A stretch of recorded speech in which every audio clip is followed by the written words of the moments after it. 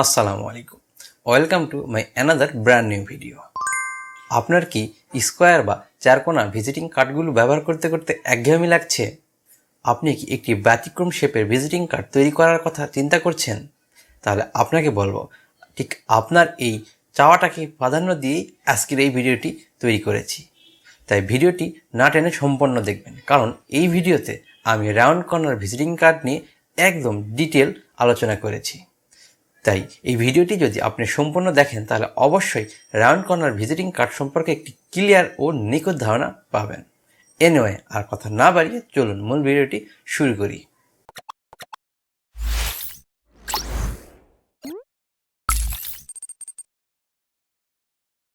Welcome back. Round corner শব্দটি শোনার পরে হয়তো আপনি কিছুটা আঁচ করতে পেরেছেন যে এই ধরনের কার্ডগুলোর কর্নারগুলো রাউন্ড বা গোলাকার। জি, আপনি সঠিক গেস করেছেন। এই ধরনের ভিজিটিং কার্ডগুলোর কর্নারগুলো আসলেই গোলাকার বা রাউন্ড কর্নার, তবে সেগুলি খুবই নিখুঁত ও মসৃণ, কারণ এই রাউন্ড কর্নারগুলো করা হয় একটি সক্রিয় মেশিনের মাধ্যমে। কিভাবে তৈরি করা হয় এই ধরনের রাউন্ড কর্নার ভিজিটিং কার্ডগুলো বা এর তৈরির প্রসেস কী, চলুন এবার তা জেনে নিই। প্রথমে এই ধরনের ভিজিটিং কার্ডগুলোর ডিজাইন সম্পন্ন করে নেওয়া হয়।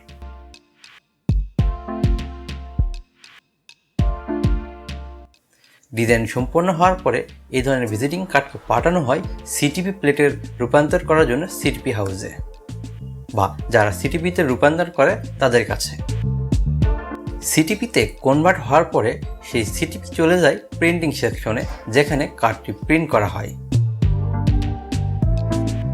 প্রিন্টিং প্রসেস শেষ হওয়ার পরে যদি সেই কার্ডের লেমিনেশনের রিকোয়ারমেন্ট থাকে তাহলে সেটিকে পাঠানো হয় লেমিনেশন সেকশনে, যেখানে সক্রিয় মেশিনের মাধ্যমে সেই কার্ডটির উপরে লেমিনেশন সম্পন্ন করা হয়। লেমিনেশন শেষ হওয়ার পরে এই কার্ডটিকে পাঠানো হয় কাটিং সেকশনে, যেখানে ভিজিটিং কার্ডগুলোকে কাটা হয়। তবে এই ধরনের ভিজিটিং কার্ডগুলোকে আর সাধারণ ভিজিটিং কার্ডের মতো করে কাটা হয় না। এই ধরনের ভিজিটিং কার্ডগুলোকে কাটার জন্য নির্দিষ্ট সাইজের আলাদা ডাইস তৈরি করে নেওয়া হয়। তারপর সেই ডাইসটিকে একটি মেশিনে স্থাপন করে কাটিং করা হয়ে থাকে, যেমনটি এই মুহূর্তে আপনারা স্ক্রিনে দেখতে পাচ্ছেন।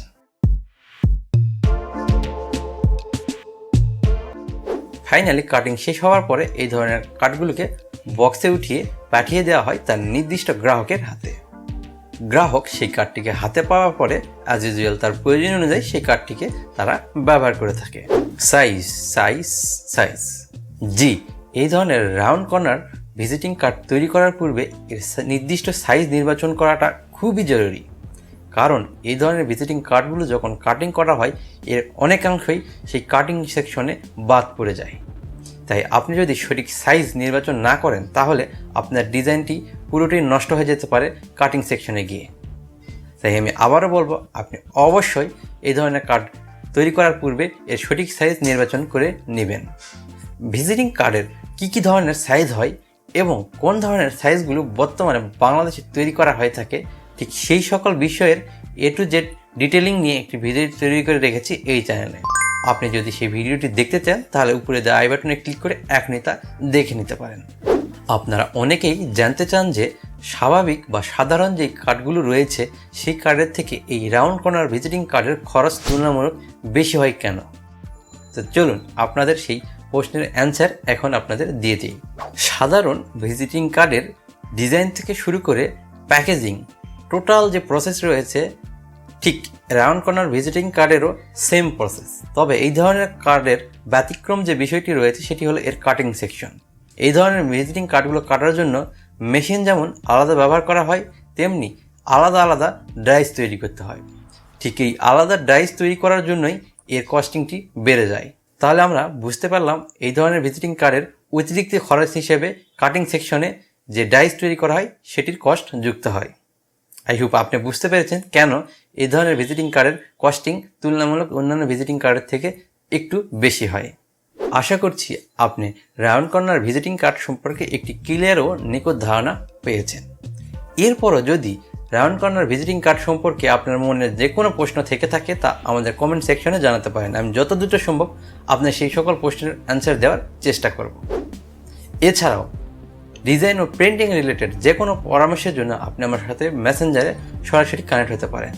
ফেসবুক মেসেঞ্জারের লিঙ্ক এবং আমার ফোন নাম্বার ভিডিওর স্ক্রিনে এবং এই ভিডিওর ডিসক্রিপশনে দেওয়া রয়েছে। তো দেখা হবে খুব শীঘ্রই নতুন আরও একটি ভিডিওতে। ততক্ষণ পর্যন্ত আপনি এবং আপনার পরিবার নিরাপদে সুস্থ থাকুন। আল্লাহ হাফেজ।